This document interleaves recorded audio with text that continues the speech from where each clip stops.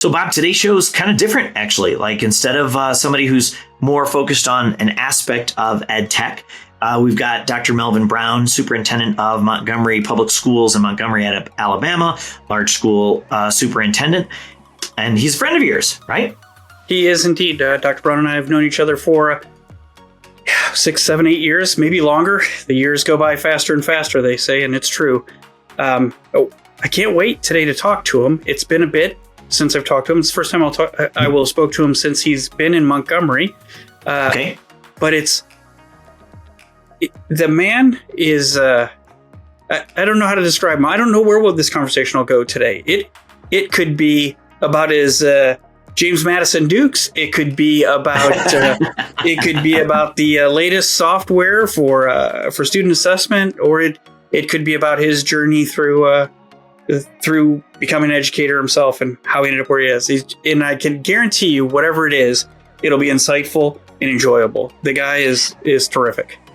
Yeah, well, given the diversity of districts that he's been in and the roles that he's had, I know we're going to talk to some degree about equity and how that plays out in districts. And if we get to how that works with technology, great. And if not, I'm just interested in learning from this man. So should be a good show. I think so, too. Let's see what Dr. Brown has to say. Welcome, everyone. Today's guest, Dr. Melvin Brown, is a change maker and innovator with over 25 years worth of experience in school administration, a champion of public schools with a wealth of experience working in education, from his days as a principal to his current role in Alabama as superintendent for Montgomery City Schools. The face of education is in a state of dramatic flux in the wake of new innovations and educational technology, and Dr. Brown's work has been, in part, focused on harnessing this tide of change to build stronger schools. By speaking out, engaging in legislative support, and embracing state-of-the-art technology, Dr. Brown believes his schools can provide truly equitable opportunity for all students to reach their potential. I'm happy to welcome to the show, Dr. Melvin Brown. Melvin, thank you very much for joining us. Thank you. Thank you. So I get to go first in asking Melvin, my friend, a question. I did the math, and we've known each other now for 6 or 7 years. He and I were both in Ohio at the same time. And Melvin, you were a superintendent at Cuyahoga Falls Schools, which won't mean much to our listeners, and then Reynoldsburg. But I've got to believe I know a bit about Alabama. My family is from Dothan. My mom's side of the family is from Dothan, south of where you're at there in Montgomery. I grew up summers in Dothan, Alabama, but it's got to be a big difference between Cuyahoga Falls and Reynoldsburg and Montgomery Public Schools. So what do you see the same and different? And, tell us a little bit about it and why you're there. Sure. Just one clarification. In Cuyahoga Falls, I wasn't superintendent there. I was deputy superintendent. I want to make sure we give people I don't want to get it wrong. Thank you for the correction. Yeah, well, comparing Cuyahoga Falls to Reynoldsburg in itself is very different. The districts are very different. Cuyahoga Falls is very homogenous. There's not much diversity. There's not too many people of color there, and so I was the only black male in the entire district. So that gives you one sense of it. But a very welcoming community that supported me tremendously throughout the work we were trying to do there. So very different in that respect. Going to Reynoldsburg, extremely diverse, lots of populations from all over the place, and lots of international students as well, which was on the cutting edge of doing lots of STEM work. At the time, we had the only K-12 STEM pipeline in the state of Ohio. Lots of good work in that space, really talking about innovation and how to push things forward. What did deeper learning look like? How can we make that come to fruition in classrooms and that sort of thing? And then coming to Montgomery, again, I'm back in a very homogenous district where 92% Black, not a lot of diversity in that regard, but very different challenges. It's an inner city school district. We have many of the typical inner city issues we have to confront. We also have some issues in terms of infrastructure, historical, how shall I put this? Historical neglect, if you will, of some of our buildings for various numbers of reasons. So infrastructure has had a lot to do. We've had a lot to do in that space. We've struggled academically for a number of years for a number of different reasons. And our goal, our job is to really go about creating space where all kids can have an opportunity to be successful, doing things that they want to do, not doing the things we want them to do. So some of the nomenclature that we're using and some of the innovations that we're trying to put in place are new for our district. They haven't seen some of these things before. They even talked about some of those ideas. And so I think people have been excited about the whole notion of the fact we want to talk about the whole child and build opportunities for them, as opposed to saying these types of kids fit in this box and these types of kids fit in that box. So 3 very different experiences. It has, so I feel like I've run the gamut in terms of some of the challenges you might see in school districts. If I go back to my earlier career as an assistant superintendent in Virginia, much more affluent area.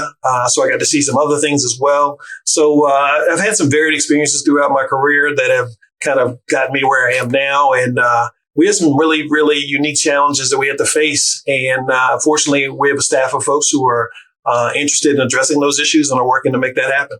So let's talk a little bit about some of those issues, right? Like in your history and some of the stuff that I've read, you've talked about how strong schools really are the foundation for strong communities. You talked about some of the challenges associated with your buildings and stuff. What are some of those challenges that you're dealing with in Montgomery? And build, if you can, for us some of that bridge between addressing those challenges and how those impact the community at large. Mm-hmm. I can start with typically in the inner cities, you're going to have issues with potential gun violence, things of that nature. That does plague our community to some degree, just like any other inner city throughout the country. So sometimes those issues manifest themselves in schools. Fortunately, we haven't had any types of violent issues that would have gotten that kind of recognition or that kind of attention. We've been very fortunate in that regard, and we have not. Yeah, and we have a lot of safeguards to prevent ourselves from being in that predicament. But still, those issues, that trauma, those experiences still come to our front doors, and they show up every day in classrooms. You want to be able to work with kids to get them to achieve, to get them to aspire to new and different things. But they're bringing all these things to the classroom. We can't ignore those things. We have to be able to support them in that regard so they can be successful. The whole notion of addressing the whole child means you cannot ignore those issues when they come to school. So that's part of it. There's a one-to-one correlation for the most part and through most research between poverty and achievement. That is an issue here as well. Despite being an inner city district, we are also one of the least funded districts throughout the state. Our district did manage to pass a levy back in 2020 or 2019, excuse me.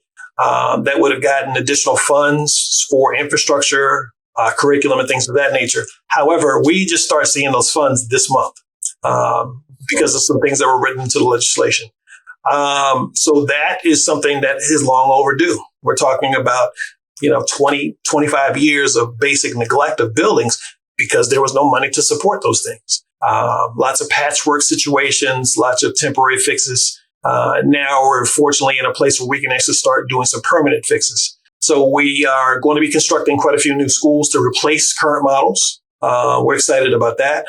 We also went through the whole notion of renaming schools. We had 2 schools, 2 of our high schools were named for members, legends from the Confederacy.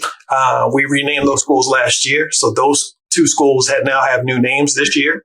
So that was something I'm proud we were able to do. And I'm proud that we didn't have a whole lot of backlash in regard to doing that. That's what I was about to ask that. Like, did you deal with much backlash on those kinds of changes? The thing about the district took steps to do that a year and a half before I got here. They had voted to do it, but yet there was no movement to actually get it done. So as I was coming in the door, the question was posed to me, and I was like, well, we're going to handle it. The board gives action, and it's my job to carry that out. So in the first couple of months, we put that conversation on the table, and we started talking about what a name change looked like, and what are the implications of doing so, and all the funding and the uniforms. And there's a law here that if you change the name of something that's been named something for more than 20 years, you have to pay $50,000 for that. So fortunately, yeah, that's a real thing. Wow. For those listening to the podcast, you couldn't actually hear my head tilt and my eyebrow raise. We have a community that supported changing those names, and they raised the funds. So the funds were sitting there when I arrived. So I applaud our community for supporting that effort. But then we had to go through the paces to actually get that done. Very little backlash in terms of changing them. We had a lot of discussion about what the names could be, but not getting those names off of buildings. Okay, hang on. I'm still hung on this whole $50,000 thing, and so, like, where does that money go? Do you get to use the money that you raise to sort of do because changing the name of a building is also expensive, right? You got the signage, you got the letterhead, Uniforms. you got all the PR stuff that needs to happen. Do you get to use that $50,000 towards those costs? No. Who gets that money? No. So it goes into a fund that was passed in legislation. It goes into a fund that the state regulates. So for each site, we had 2 schools we renamed, which is why it was $50,000. It's $25,000 per site when you change a name. So yeah, we just basically had to write the check once the board took action to change those names. I think it's an effort to dissuade folks from actually going down those routes and taking the steps to do such a thing.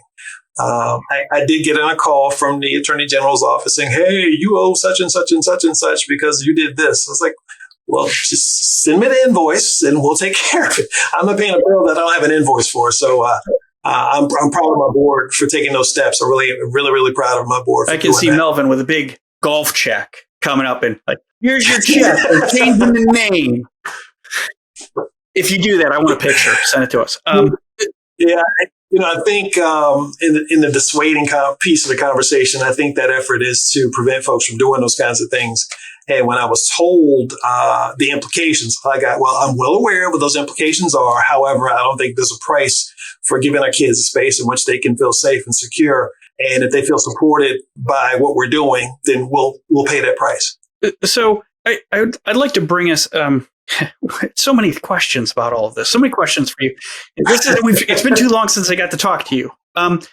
So one of the things is that I just want to acknowledge is a new superintendent comes to a school, ideas. I'm going to bring ideas I've had. We're going to change. And the first thing you have to do is people don't realize all the air that gets sucked out of all the resources. We talked about the money, but the time to go into fighting these battles, to name a school, it's just, I admire that you and the board went through and got it done. It's just like you have all these goals, I imagine. I'm going to do this, and we're going to help kids do this. And what do you mean? I got to raise $50,000 now so we can change the name of the school. So anyway, just a little great job, Dr. Brown, in your team there. So applause to my community for taking care of that. One of the things you said when you're talking about Reynoldsburg was you did some cutting edge stuff. You had a very diverse community. I'm familiar with Reynoldsburg and some high performers there, of course, as well. So then you come to a school system like Montgomery, where you said for various reasons, and I'm sure we can imagine the multitude of reasons why there's been struggles in achievement and performance and stuff. What do you bring? Where do you start? We had to really start with foundational pieces. And coming into the district, we discovered we really didn't have a lot of well-defined systems to allow us to get the work done. And then we also didn't have some of the people who knew how to go about implementing those types of systems. So we had to make some staffing changes here or there. We had to put in place some practices that just made sense in terms of how we worked, ask some questions about, the why as to why we're doing certain things. And, many times you get we've always done it this way. Okay, great. Well, let's find another way to do it. Having those types of discussions. And then getting people to think about what vision can look like. It's really easy to be in a school district and talk about its past and live in its present, but have no vision of what the future might be. And I think, we had to do some mindset work. Now, people say, what is my biggest obstacle? It's about mindset and changing people's orientation from being fixed to having a growth mindset and saying that, our kids, because of where they're from and what they do, they can only do these things. Like, well, no, they can do anything they want. It's our job to give them those opportunities. So doing some mindset work has been very purposeful and changed the way people think about our kids, about our community, about our adults, about our school district. We have not had the most stellar reputation, if you will, as a school, and we still don't, for that matter, in terms of what we've done with kids and how we promote the school district. And I had to do a lot of work personally, just going out and making connections in our community to get our civic organizations involved, our mayor's office, our chamber of commerce, Maxwell Air Force Base, which is a huge entity here, and in making folks be their partners in the work that we're trying to do. And I've been really, really fortunate that we've been able to galvanize those folks behind us. Now we're all trying to be as one and move in the right direction. We also have a lot of great people in the trenches doing the real work. The things I do, many times I kind of refer to as window dressing. Our folks are really trying to move the needle in terms of what teaching and learning looks like in classrooms and how we go about preparing kids for opportunities. So I'm really proud of the work our folks have done in that regard. We've come a long way in a year, but we have eons to go in terms of trying to really get where we want to get. I kind of use the phrase that I want us to chase being a perfect school district, knowing that we'll never get there. That's important to me, that we always want to be better tomorrow than we were today. That's some of the really down foundational work that we've had to get done. So I spent most of my career as a technology director, and one of the things that I always said is the job of a technology director has way more to do with change management than it has to do with actually technology, right? And so I kind of feel like I've spent most of my career working on that, changing mindsets, changing visions. So I'm kind of personally interested. Can you tell us a little bit more about how do you tackle changing mindsets, especially in a district as large and historical as yours? Some might say I'm not doing it well. So who knows? The other part too is, we didn't say this in the intro. You've been superintendent of Montgomery schools for 1 year and 4 months, right? Yeah, close to 4 months now. Okay. So anybody who knows anything about change management, that's like a nanosecond, okay, in an organization your size. So I appreciate your humility for saying, well, it's something we're still working on. But dude, you've been there for a nanosecond. So what are you trying? Because, you're still in its infancy of change management. Yeah, well, I think with some of the things we brought in that we wanted to talk about, one, we're redoing our strategic plan. So that'll be done in a couple of months. That can be done December, January timeframe.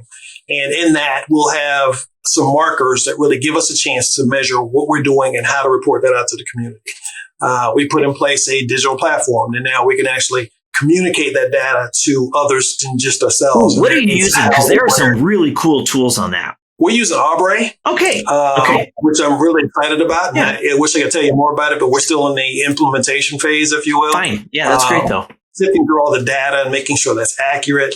You discover so many things in that process. We discover things like our high school graduation rate should be bigger than it is because of data, because it wasn't coded right, things of that nature. So we're finding out those types of things. And then, we implemented, we're implementing a portrait of our graduates. So we're talking about how we can have kids aspire from kindergarten all the way through 12th grade, what type of competencies we want our kids to get. That should be done in about a month. So that's coming into fruition. And then we just started talking about, really having real conversations about what teaching and learning should look like. I shouldn't walk into a classroom in 2023, soon to be 2024, and it looks like it did when I was in high school. It shouldn't look that way. And now we're very honest about, what our strengths are and what our challenges are. I think, in order to grow, you have to be able to name those problems and attack them, but you can't admire the problems. You have to actually do something about them. And I think we've changed a bit in terms of just sitting and looking at our problem on the shelf and polishing it up, taking it off from time to time, talking about it, passing it around, and ultimately putting it back on the shelf. I think now we're actually trying to attack those things. So that's part of changing that mindset, and then getting people to understand and see that our kids do some phenomenal things. We have some brilliant kids, and, we didn't talk about them. We didn't celebrate them. And we're trying to do much more of that now. When we realize what education is, it's easy for the adults to say, well, they're not doing what we want them to do, or they're not doing what we did, or, we got to prepare them for jobs. I'm like, yeah, we got to prepare them for careers. We have to prepare them for a world that we can't imagine. And, fortunately, we have some business partners at the table who share in those sentiments, and they want to see forward-thinking things that happen so that kids can contribute as citizens in our community and compete globally. Yes, I would love for every kid to graduate from Montgomery and stay in Montgomery and work. But the reality is they should be able to go anywhere in the world and compete. And if they do that, then we've accomplished something. I've always said to myself and to staff that there's a goal I have for every kid. If every kid has an opportunity to be prepared to go into the work world, into college, be it a 2-year or 4-year, go into the military or be an entrepreneur. If every kid has all 4 options, we've completely done our job. Unfortunately, we've created boxes where certain kids can only get certain opportunities. And those are the things we have to get out of the way. Those artificial impediments that we've created that prevent kids from getting opportunities, we have to get those things eviscerated. And that's really what some of the work has been. So, Melvin, I want to first love that you talk about we. I know the board didn't hire a bunch of you. They just hired you. But everything you said is we are going to do this. We are here for these kids. It's too many times, I'm sure we all know, we hear a lot of eyes in people that sit in the big chair. Yeah. We hear a lot of eyes. Yeah. And we don't see a lot of success from the eyes. No, it's not about me. And I try to beat that home with folks because sometimes people will try to make it about you, be it good or bad. And I'm like, it's not about me. It's about what we do as a collective to make things happen for kids. That's what it's about. When we're in a room, there's no one person who's more important than anybody else. That's kind of how I look at it. We all have a role to play.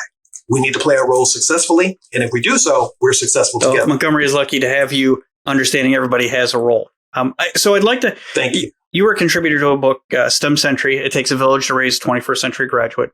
It was released early in 2022. So I imagine that your contribution came from the height of the pandemic. You were locked in. So I'll write a book, which is better than what I did with my time during the pandemic.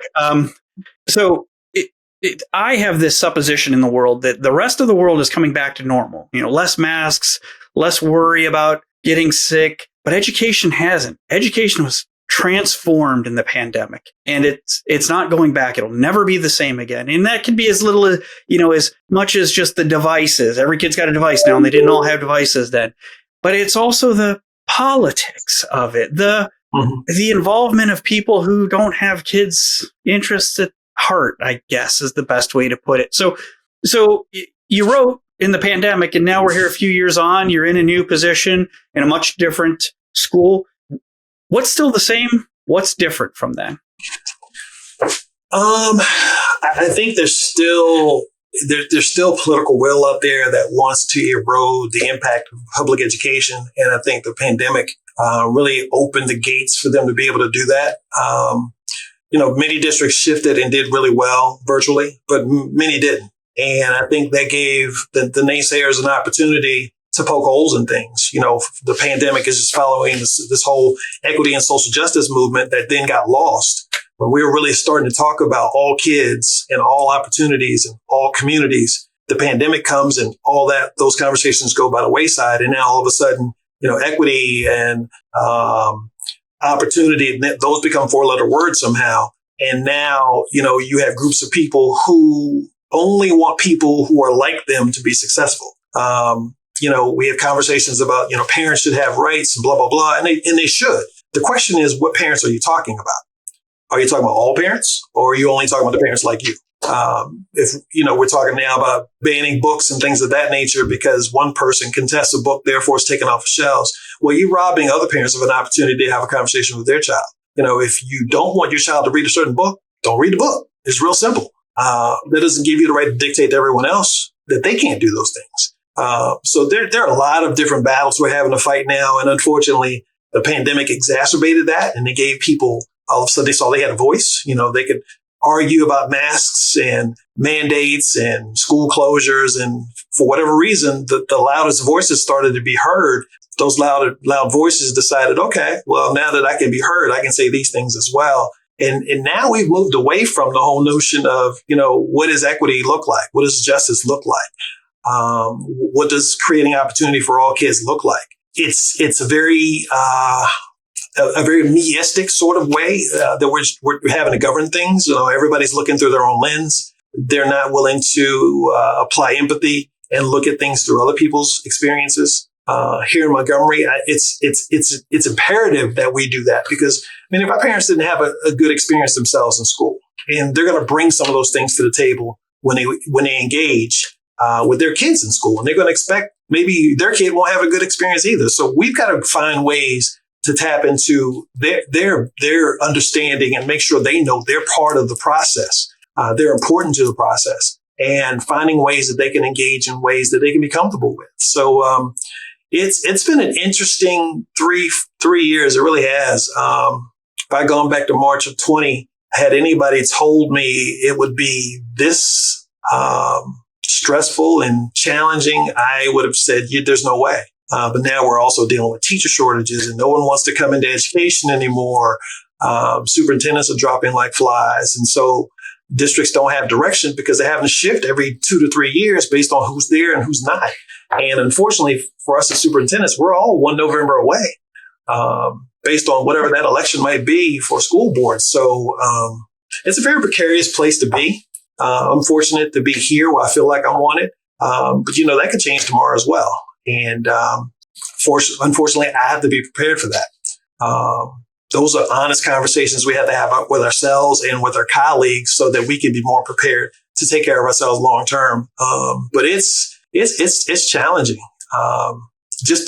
Being able to fill positions, teaching positions, is challenging. To find good people who want to come in and do this kind of work for what they get paid. It's challenging, and it's a tough time to be in education. I'm glad I'm toward the latter part of my career as opposed to the front end.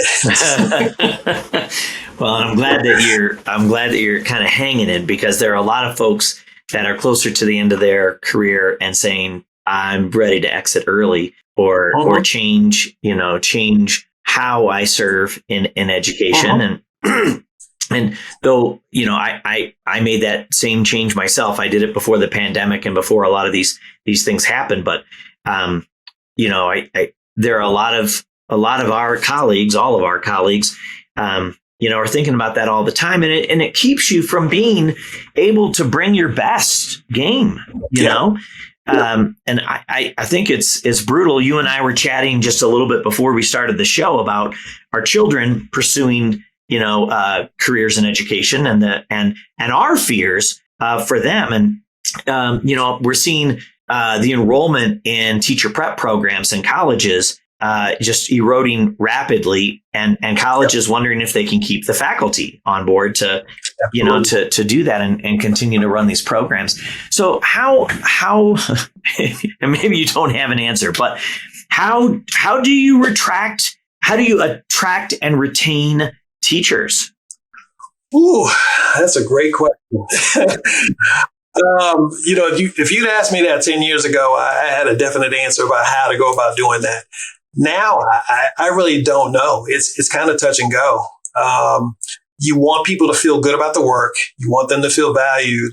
And you may demonstrate that, on a Tuesday, and Thursday something happens. They're like, I don't feel valued, so I'm leaving.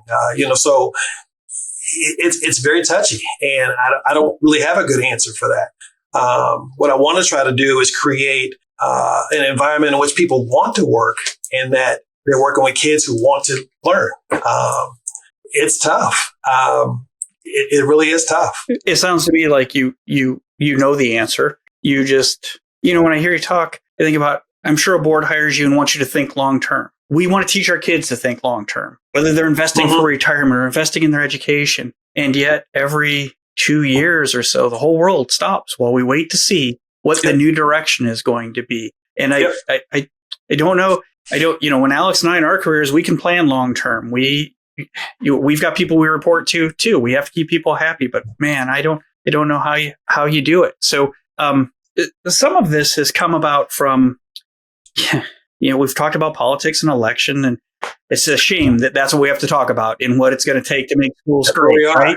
Right? We're supposed to be talking about computers and gaming and kids and attracting them and keeping them, wanting them to go to school and wanting them to see the goals, but we're not. So you've been in schools in different states, in different roles. You grew up even in Virginia and Ohio and now in Alabama. What do you see would be helpful? Where can help come from? What would you lobby for, if that's a word you're allowed to use? What would you lobby for from those people who are supposed to help us? I think on the front end, people have to vote on one end. Let's take care of that piece of it first. If everybody voted and we're committed to doing it each time, I don't believe we'd confront some of the things that we confront. We typical election, we're getting, 25%, and that's a good day that goes to vote. And, that's not representative. The loudest voices are always going to be the ones that go out and vote and voice those ideas. The ones who don't vote are typically the ones who are complacent. So those are the ones that you want to vote, but they don't. So I think on the front end, that has to happen. In terms of engaging our legislators, I think it's important for them to understand what the real context of a day in a school looks like, and understanding that we can't speak in hyperbole and just mottos and slogans and things like that. We can't talk about, well, all parents should have, parents should have choice and voice and blah, blah, blah, and then neglect the whole segment of parents. We can't do that kind of thing. We can't talk about, we want all kids to be successful, but then we say on the other hand, but, LGBTQ kids, I don't know about them. We can't say things like that. All kids matter. I don't care where their backgrounds are, where they're from, what they look like, what their orientations are, who their parents are. All kids should have those opportunities, but yet we have so much work being done to either negate or neglect or ignore segments of kids. And that's not what this is supposed to look like. If you can honestly look me in the eye and tell me, I challenged someone before who talked to me about an LGBTQ population. And, we were doing things to make sure kids feel comfortable at school. We want them to feel like they belong, not fit in, but they belong. And I'm like, well, you're doing these things. So I was like, well, you know what? Here's a pad and here's a pen. Write down the names of the kids you don't want me to educate. And that's not what I'm saying. I'm like, yeah, you are saying that. You're saying you don't want these kids to feel safe. You don't want them to feel like they belong. And I think as educators, we have to speak out and be honest about those things. We have to call people on what they say and make them say what they mean. And at the same time, with our legislators, I think it's important we have these types of conversations. And sometimes they're uncomfortable, but we should be comfortable being uncomfortable because we're in a place where kids' lives are at stake. And we can't just frivolously play with those things simply because of the way we were raised. I was raised in the country in Virginia, different lifestyle, different way of living. I can't project that on someone else and expect them to be just like me. That's not what the world is. We're preparing kids for a global society where everyone has a different background or a different experience. And if we would just value each other and value humanity, we probably wouldn't be having these conversations. But unfortunately, we only value people who think like us. If we disagree on an issue, then we have to hate each other. Now, I just think that's the most counterproductive, stupid thing you can do. I'll talk with people who don't think like me. That's fine. Maybe we'll learn something from each other. Maybe we'll find a place of common ground. And if we don't, you know what? Okay, we'll walk away. But now, if we disagree on something, not only do we have to hate each other, but we have to be violent toward each other. It's a scary sort of proposition that we have to confront. And unfortunately, much of our political discourse has caused this to happen. Not the first time in our history, but because we failed to learn our history, we always repeat it. And so here we are again. I never thought in my lifetime I would confront some of the same types of things my mom confronted when she was in school. It's mind blowing to me. I just never thought that would happen. But here we are having conversations about essentially having segregated schools on different levels than we did before. Haves and have-nots not being together. It's a troubling time. It truly is. And I'm just trying to keep a positive mind frame and hopefully inject some good spirit into others so they can do the same thing, so we can do what's best for kids. But we just take it one day at a time. Melvin, this has been a spectacular discussion. And I'm so glad that we took the time to talk about this. We tend to talk a little bit more about ed tech on this call, but it's important to understand that ed tech takes place in the context of education, and education takes place in the context of our community.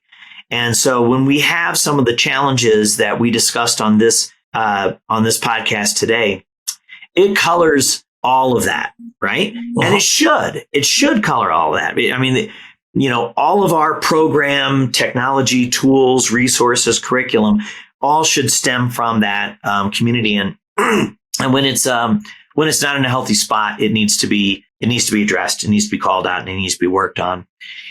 We try to end our podcast with two questions. I'll put them in your mind, and then I'll give you a chance to kind of to answer them. So the first is, who in the world of ed tech or just general education would you most like to take to lunch and chat with, and why?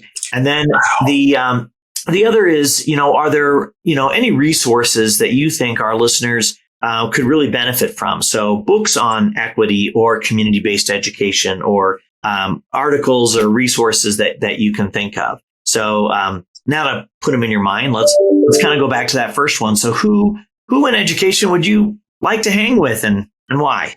Wow, that's a tough question. From a tech standpoint, I certainly would love to hang out with Steve Jobs, just to pick his brain and get a sense of how he thought and how he has such a growth mindset, how he created that in others and compelled them to think the same way. I would love to have that conversation from a tech standpoint. In terms of education, wow. Anytime I would be able to sit down with Maya Angelou and have a conversation about what education means, I would love to do that. That would be, I don't even know what questions I would ask. I would just listen. And, when anybody can impart that type of wisdom on you about how to advocate for people and how to advocate for education, I would want to take all that in. Those would certainly be two of the people I'd be interested in, but that's a whole litany of people I would love to talk to. Oh, yeah. If you had those two, and if you'll forgive me, the common theme that I sort of quickly drew as you mentioned those two is design, right? Like, I mean, Steve Jobs and Apple is known for creating beauty in their tech, and Maya Angelou, of course, beauty in the language and the power that comes from taking those words and structuring them within that framework of beauty and poetry. That's awesome. Thank you. Any resources that, books, articles, resources, conversations you've had that you'd love to share with our audience? I think given what our conversation has been and the political nature of it, I think there are a lot of notions out there about history and how people think and how people have evolved that are misplaced.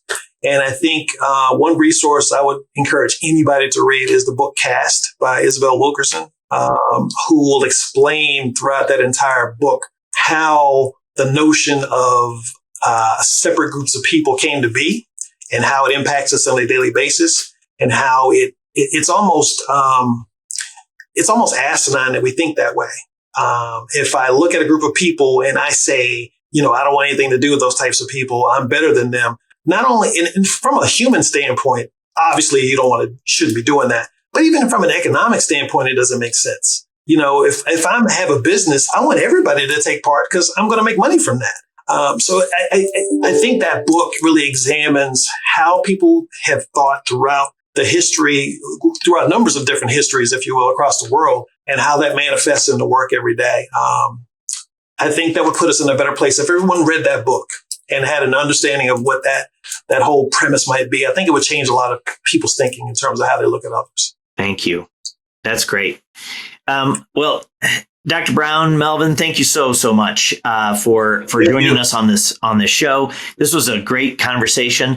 I think a departure a little bit from where we go, but necessary and valuable. And thank you for kind of taking us on this journey and sharing with us all the things that you're working on. Thank you. Normally, I let Alex have the last word, but I wanted to add just one thing. My friend, Dr. Brown, Melvin, I'm so glad that you joined us. I'm so glad you took us where an engineer and another tech guy don't normally go for a conversation we had to have. But I have a feeling we could talk about 100 different conversations and they would all be as insightful and enjoyable as this one. So I'm so glad I got to see you again. Thank you for coming with us. Good to see you as well. Bob, that was an incredible conversation. I know you've known him for years. That was my first time meeting him. What a powerful conversation about huge challenges that we need to address. What kind of hit or struck you the most? Obviously, like you said, I've known Melvin for a few years, and on the occasions in which we've had dinner together or lunch or something, we've had these conversations, and it doesn't matter what we talk about. The man just understands things, and he puts it away that's easy for you to understand. And like everything else, it's good for us to hear another point of view. And in this instance, not just about, demographics of schools or whatever, but not to talk about technology, because like you said, there's a whole context that technology lives in. To us, it's a big part of our day every day, but to see the context it lives in, it's very powerful. Dr. Brown is a very powerful speaker, powerful mind. Yeah. And he's, in his book that we mentioned in the show, and we'll make sure that we put into the notes as well, he talks more about how technology can be used as a tool for, to support and address equity issues. We didn't get too far into that today because I felt like it was almost disrespectful to the size of the context, Bob, that you mentioned in this. And so I'm glad that we spent the time talking about that on this call, because it's part of everything that we do. That was great. Anything else you want to add as we wrap this up? The only thing that I kept thinking throughout that conversation, aside from there's something I never thought of, there's something that needs to be said, was how lucky are the staff, students, and community of Montgomery to have that guy on their side. No kidding. And the thing that struck me too is, we need educators and leaders who are fully acknowledging and aware of the gravity of the challenges that we're dealing with. They know that they're tired, and they'll just do the work to fix it anyway. He's my hero. Like, we need folks like that. I'm so glad that we were able to get a few minutes of his time to share that. I don't think there's anything else to say. He's a great guy working for a good cause. I hope he inspires others. Agreed. Learning Through Technology, a K-12 EdTech podcast, is brought to you by Pacific OneSource, a family of companies centered around serving the K-12 community. To learn more about how educators can leverage technology to drive successful educational outcomes, check us out at www.pacificonesource.com. Connect with us by searching for Learning Through Technology in Apple Podcasts, Spotify, Google, or anywhere else podcasts are found, and click subscribe so you don't miss an episode. On behalf of the team at Pacific OneSource, thanks for joining us.